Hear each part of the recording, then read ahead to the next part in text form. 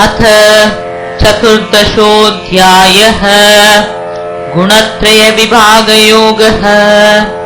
श्रीभगवानुवाच परं भूय प्रवक्ष्यामि ज्ञानानां ज्ञानमुत्तमम् यज्ञात्वा मुनयः सर्वे परां सिद्धिमितो गताः। इदं ज्ञानमुपाश्रित्य मम साधर्म्यमागताः सर्गेऽपि नोपजायन्ते प्रलयेन व्यतन्ति च। मम योनिर्महद्ब्रह्म तस्मिन् गर्भददाम्यहम् सम्भवः सर्वभूतानां ततो भवति भारत। सर्वयोनिषु कौन्तेय मूर्धयः सम्भवन्ति याः तासां ब्रह्म महद्योनिर् अहं बीजप्रदः पिता। सत्त्वं रजस्तम इति गुणा प्रकृतिसम्भवाः निबध्नन्ति महाबाहो देहे देहिनमव्ययम्। तत्र सत्त्वं निर्मलत्वात् प्रकाशकमनामयम् सुखसङ्गेन बध्नाति ज्ञानसङ्गेन चानघ। रजो रागात्मकं विद्धि तृष्णासङ्गसमुद्भवम् तन्निबध्नाति कौन्तेय कर्मसङ्गेन देहिनां। तमस्तु अज्ञानजं विद्धि मोहनं सर्वदेहिनां। प्रमादालस्य निद्राभिस्तन्निबध्नाति भारत। सत्त्वं सुखे संजयति रजः कर्मणि भारत। ज्ञानमावृत्य तु तमः प्रमादे संजयत्युत। रजस्तमश्चाभिभूय सत्त्वं भवति भारत। रजः सत्त्वं तमश्चैव तमः सत्त्वं रजस्तथा। सर्वद्वारेषु देहेऽस्मिन् प्रकाश उपजायते। ज्ञानं यदा तदा विद्यत् विवृतं सत्त्वमित्युत।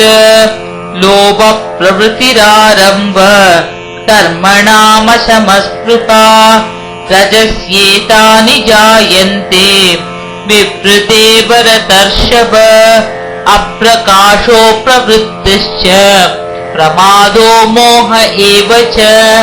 तमस्येतानि जायन्ते विवृते कुरु नन्दन। यदा सत्त्वे प्रवृद्धे तु प्रलयं याति देहभृत्। तदोत्तमविदां लोकान् अमलान् प्रतिपद्यते। रजसि प्रलयं गत्वा कर्मसङ्गिषु जायते।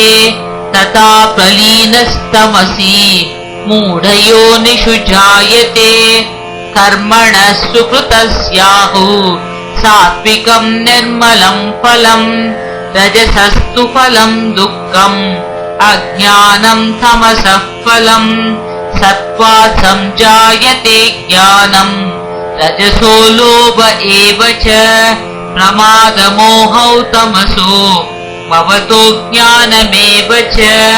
पूर्वं गच्छन्ति सत्त्वस्ता मध्ये तिष्ठन्ति राजसा।